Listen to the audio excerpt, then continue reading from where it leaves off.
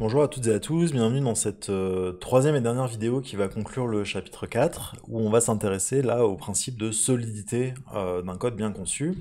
Puis pour faire ça, on va utiliser en fait dans cette vidéo qui va être un peu particulière, pas mal d'exemples, donc ça va être plus interactif que les précédentes, qui viennent de l'étude de cas qu'on a vue donc pendant les séances d'études de cas du cours, qui est l'exemple de la bibliothèque. Alors dans les épisodes précédents, pour faire un espèce de wrap-up de ce qu'on a vu jusqu'à présent, on s'est intéressé au principe de masquage de l'information en considérant qu'un objet, ça expose des services, ça répond à des messages, les méthodes qu'il connaît, et puis ça encapsule des données qui sont dans une boîte noire, et donc notre objet, c'est les données dans la boîte noire, plus le traitement.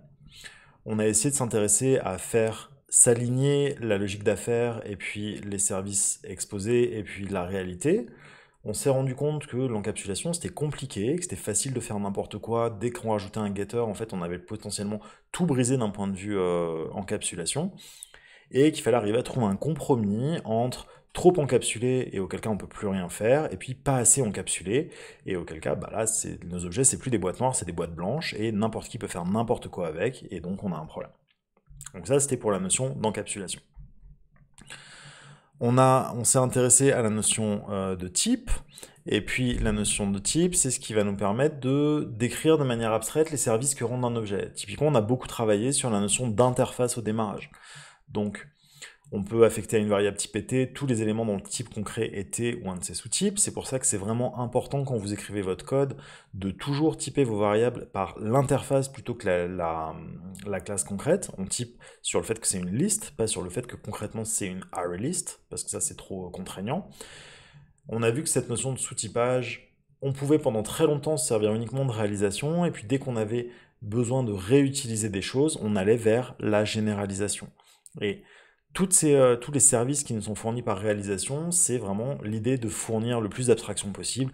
On est itérable, on est comparable, on est clonable, et puis ainsi de suite. Et ce qu'on avait vu aussi, quand on s'est intéressé plus précisément à la notion de réalisation, c'est qu'on essaye d'avoir plusieurs interfaces spécialisées plutôt qu'une grosse. Si vous vous rappelez les piles de cartes, eh bien les piles de cartes, elles sont des piles de cartes, mais elles sont aussi mélangeables, elles sont aussi mémorisables, et ainsi de suite. Et finalement, on s'est intéressé à l'état des objets, donc on a vu que l'espace d'état modélisé par les objets est très grand, qu'une classe représente donc un ensemble d'instances de la classe qui peut être vraiment extrêmement grand et qui est grosso modo limité par la mémoire de la machine.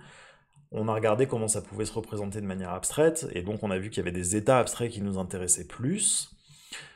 On a regardé les relations entre les objets, équivalence, égalité, et puis on a essayé de minimiser l'espace d'état, de ne pas stocker des informations en double qu'il faudrait recalculer à chaque fois, et dont il faut garder la synchronisation. Bon.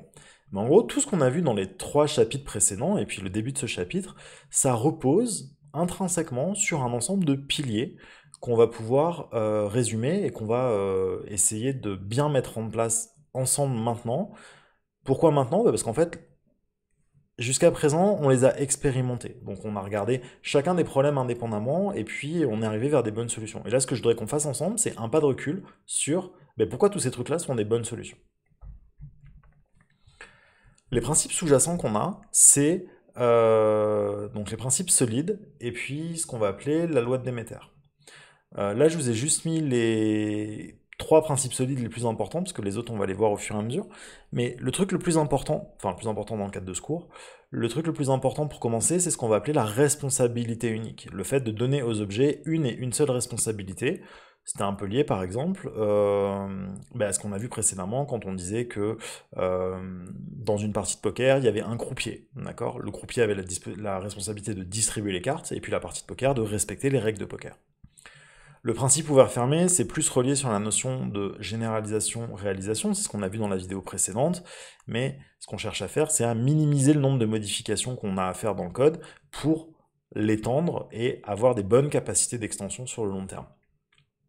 Ségrégation des interfaces, c'est ce qu'on a vu sur la partie réalisation, donc dans le chapitre précédent, plutôt que d'avoir des interfaces qui font tout et n'importe quoi, c'est un peu lié à la responsabilité unique, on va avoir plein de petites interfaces spécialisées pour des trucs particuliers, et ces choses particulières, ces services-là, on va pouvoir les réutiliser les uns après les autres. L'autre point qui est important, qu'on a un peu survolé, mais qui est intrinsèque à tout ce qu'on a présenté avant, c'est ce qu'on appelle la loi de Demeter, ou le principe de moindre connaissance, qui en gros peut se caricaturer à je ne parle pas aux gens que je ne connais pas. Et ça, on l'a vu majoritairement quand on s'intéressait à l'encapsulation. Un objet ne doit pas aller fouiller dans les objets qui sont composés des autres objets, qui sont composés des autres objets, qui sont composés des autres objets, pour pouvoir faire son travail. Ok, un objet se contente d'envoyer des messages aux objets avec lesquels il collabore, et il ne doit pas aller fouiller dans les données privées des autres, hein. C'était la problématique d'intimité inappropriée qu'on a vu quand on a parlé d'encapsulation. On va basculer, en gardant ça en tête, sur le premier exercice, qui est un exercice de responsabilité. Donc on reprend la bibliothèque qu'on a vue ensemble, et puis là donc on va faire un wrap-up. On a cette bibliothèque qui sait enregistrer des étudiants, désenregistrer des étudiants, ajouter des nouveaux documents dans le fond documentaire, enlever des documents, emprunter des documents, et puis rendre un document. Ok ? Ce que je vous propose de faire, c'est de mettre la vidéo en pause, et puis d'essayer d'imaginer une bonne décomposition sur le principe de responsabilité unique.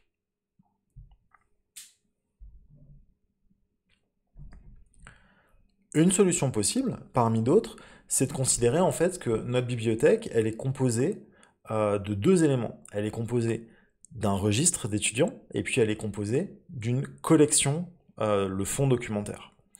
Puis notre registre d'étudiants, il est composé d'étudiants, et puis notre fonds documentaire, il est composé de documents, et puis il existe une relation entre les étudiants et puis les documents. En fait, en faisant ça, j'ai donné une responsabilité à chacun des objets. Ma bibliothèque, elle a la responsabilité d'emprunter et de rendre des documents. Mon registre des étudiants, il a la responsabilité d'enregistrer, de désenregistrer des étudiants, et puis aussi de trouver les étudiants dont j'ai besoin. La collection, donc le fonds documentaire, il a la possibilité de faire des recherches pour trouver les documents par titre ou par identifiant, par exemple. Et puis, il a aussi la possibilité d'ajouter des documents et d'enlever des documents. Et puis après, j'ai student et puis document qui, là, on les a juste représentés statiquement, mais on imagine qu'elles ont d'autres méthodes pour travailler sur ce que c'est qu'un document et ce que c'est qu'un étudiant, par exemple, pour brancher les étudiants sur les documents qu'ils ont empruntés et les documents sur leurs emprunteurs.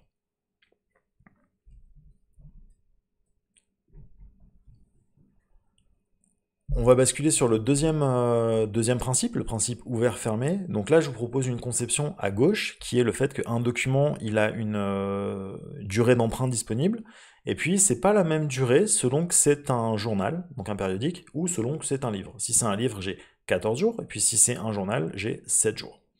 Donc là, on est très clairement dans une situation où on a un switch statement, donc on a bien le fait que j'envoie un document, puis c'est le document qui va prendre la décision de si je suis un livre, alors je réponds 14, si je suis un journal, alors je réponds 7, puis si je suis ni l'un ni l'autre, je réponds une erreur.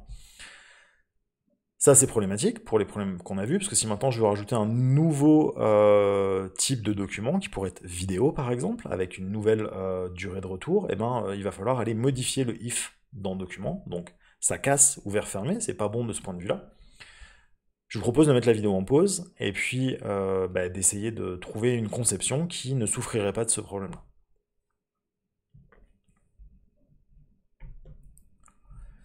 La conception la plus immédiate là-dessus va être une conception qui va reposer sur du polymorphisme, donc sur de l'envoi de messages.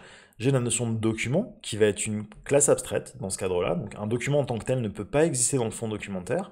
Un document est ou un livre ou un journal, il n'existe pas de relation entre les deux. Donc un livre est un document, un journal est un document, qui réutilise tous les deux ce qu'il y a dans ce qui a été défini dans le document. Par contre, quand on va envoyer le message au document getReturnPeriod, eh bien, selon qu'on ait un livre ou selon qu'on ait un journal, ça va pas répondre de la même manière. Et donc c'est plutôt ce qu'on veut, c'est ce qui va nous permettre de représenter nos livres comme nos journaux de manière uniforme, comme étant des documents. Et là, comme on repose sur de l'aiguillage dynamique, donc de l'envoi de messages, quand je vais envoyer les messages à l'objet, ben c'est chacune des instances de la classe, selon qu'elle est un livre ou selon qu'elle est un journal, qui va décider de quelle est sa période de retour. Et donc là, par extension, si je veux rajouter des nouveaux types, donc des nouveaux types de documents, eh bien, il me suffit d'étendre document pour naturellement faire évoluer mon système, sans avoir à modifier la classe document. Là, on va s'intéresser, troisième exercice, au principe L, donc substitution de Liskov. Dans ce cadre, j'ai à disposition un étudiant qui a une limite de livres de 3 études, de 3 livres. Il ne peut emprunter que 3 livres. Et puis, j'ai utilisé de l'héritage pour dire qu'un professeur, lui, peut emprunter jusqu'à 10 livres. C'est un privilège de quand on fait partie du corps professoral. Ça, eh bien, ça viole le principe de Liskov parce que ça veut dire qu'on va pouvoir faire via dans nos sous-classes des trucs qui sont différents de ce qu'on a dans les superclasses. Donc, on est sur un truc qui est vraiment pas clair de ce point de vue-là. Je vous propose de mettre en pause la vidéo pour essayer de trouver quelque chose qui soit compatible avec ce qu'on a vu sur le principe de substitution, pardon, qu'on a défini dans la vidéo précédente.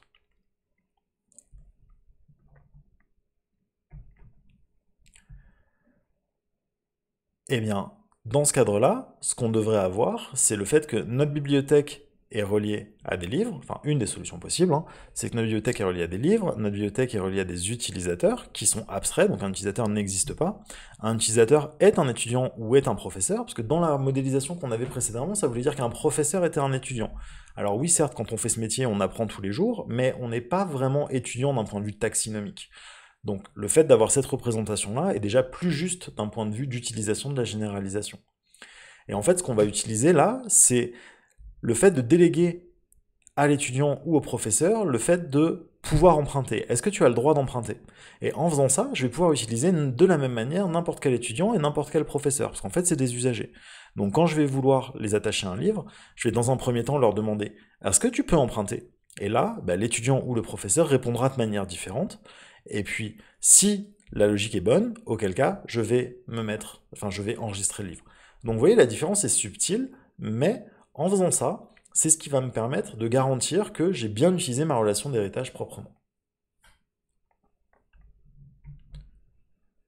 Une autre alternative qu'on aurait pu faire pour ne pas gérer aussi finement, pour ne pas dire on a besoin par héritage de caractériser ce que c'est qu'un étudiant, de ce que c'est qu'un professeur, on aurait pu le faire avec une classe qui aurait représenté non pas l'étudiant ou le professeur, mais qui aurait représenté la politique d'emprunt qui lui était associée. Donc dans ce cadre-là, j'ai utilisateur qui est redevenu une classe concrète, et qui a donc toutes les informations des utilisateurs, mais il est attaché à une politique. Ça, c'est ce qu'on appelle un principe de composition favorisée sur l'héritage, hein, et c'est souvent un bon principe de développement. Ça, ce que ça va nous permettre, c'est en gros de dire que nos utilisateurs, ils peuvent avoir n'importe quelle politique. C'est pas qu'ils soient étudiants, qu'ils soient professeurs qui importe, c'est qu'ils aient une politique à privilège ou qu'ils aient une politique régulière d'emprunt. Et notre utilisation va toujours être pour l'utilisateur de déléguer à sa politique pour savoir est-ce qu'il a le droit d'emprunter ou pas. Donc on est revenu sur, vous vous rappelez, les principes de décoration qu'on avait vus avec les piles de cartes, les piles à mémoire, les piles journalisées. On est en train de déléguer à quelqu'un qui sait pour nous. Donc là, l'utilisateur n'est pas du tout relié d'un point de vue typage à la notion de politique. Par contre, il ne sait pas quelle est sa politique d'emprunt, donc il va demander à une instance de politique, hey, qu'est-ce que je peux en faire?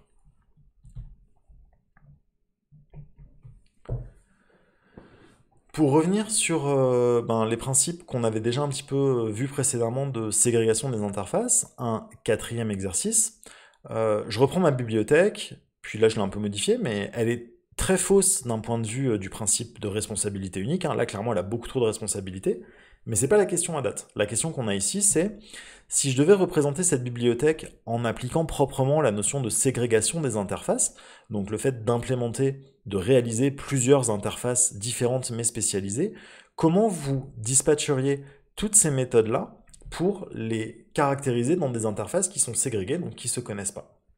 Pareil, je vous propose de mettre la vidéo en pause pour aller vers votre solution avant de basculer sur la suite.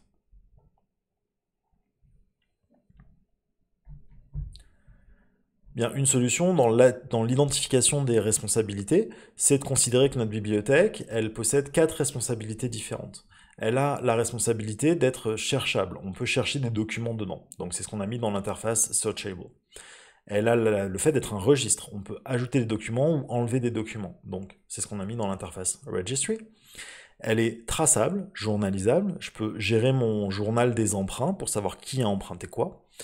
Et puis ensuite, pour finir, elle est administrable, donc on peut ajouter des administrateurs, ajouter des utilisateurs enregistrés, ajouter le fait qu'un utilisateur peut accéder à des choses ou pas. Ok? Bon, le point qui est intéressant, c'est que ça respecte bien le principe on a bien des interfaces ségrégées, séparées, elles ne se connaissent pas, il n'existe pas de relation de typage entre administrable et traçable, searchable et puis registry, mais on n'est toujours pas correct d'un point de vue responsabilité unique, parce que là on a bien vu que notre bibliothèque, on lui a donné toutes les responsabilités, donc ça viole le principe S.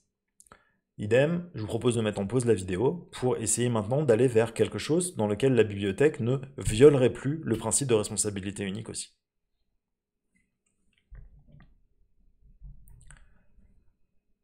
Eh bien, pour faire ça, ce sur quoi on va reposer, c'est encore une fois de la composition. En fait, on va décomposer notre logique d'affaires en des éléments différents. Ben, typiquement, comme on l'a vu précédemment, la notion d'utilisateur, et puis la notion de registre utilisateur, et puis la notion de fond documentaire, et on va aller répartir les interfaces sur chacun de ces objets.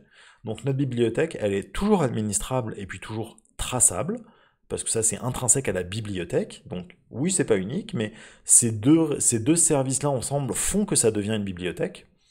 Et puis ensuite notre bibliothèque, elle est composée d'un registre utilisateur et d'un fond documentaire. Le registre utilisateur et le fond documentaire sont des registres, d'ailleurs, qu'on n'avait pas précédemment comme interface. Et puis notre collection, elle est aussi cherchable, parce que dedans on va vouloir aller chercher des éléments.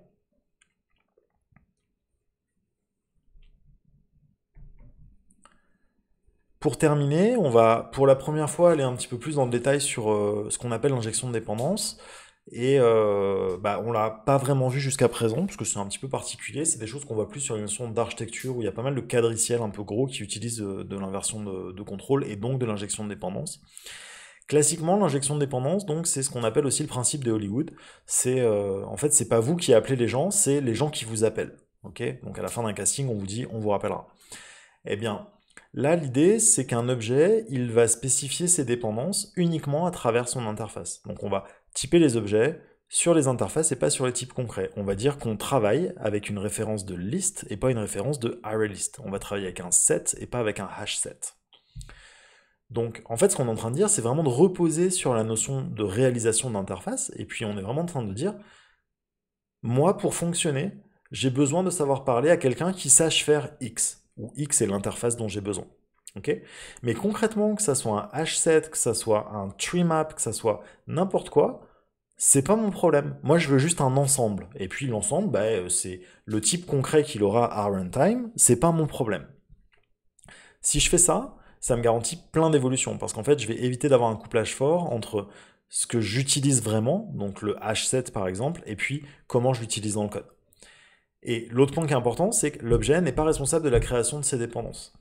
Donc, quand on est vraiment dans une notion d'injection de dépendance, on va aller mettre à cet endroit-là l'objet dont on a besoin. Par exemple, considérez notre bibliothèque, elle contient une collection, donc le fond documentaire, qui est cherchable et puis qui est un registre, d'accord, dans lequel on peut enregistrer des choses. Ce qu'on s'intéresse là, et puis ça va être le but de ce dernier exercice de la vidéo, c'est de dire, en fait, tout ça, on va mettre ça dans une base de données SQL. Ok. Donc on va avoir le fait de pouvoir faire des requêtes SQL pour faire des recherches, et puis on va pouvoir avoir le fait de faire du stockage en envoyant aussi des requêtes SQL pour stocker des informations avec des inserts. Mais ça, c'est un peu galère quand je développe, j'ai pas envie de me déployer une vraie base de données SQL et puis je vais pas tester sur une vraie base de données SQL. Donc je voudrais aussi avoir la possibilité que ma bibliothèque, elle ait une collection qui soit in memory, qui soit pas vraiment reliée à du SQL, et qui elle reposerait sur des tables de hachage assez classiques.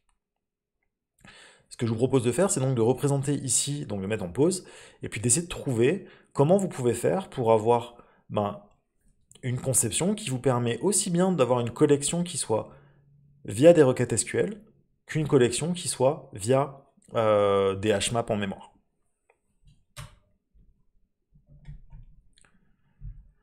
Et bien en fait, ce qu'on va faire, c'est dire que notre bibliothèque, elle est composée de deux choses. Dans la diapositive précédente, on était cherchable et on était un registre, mais là on dit non, on est deux choses différentes. Une bibliothèque, sa responsabilité, c'est de contenir une interface de requête et de contenir une interface de base de données.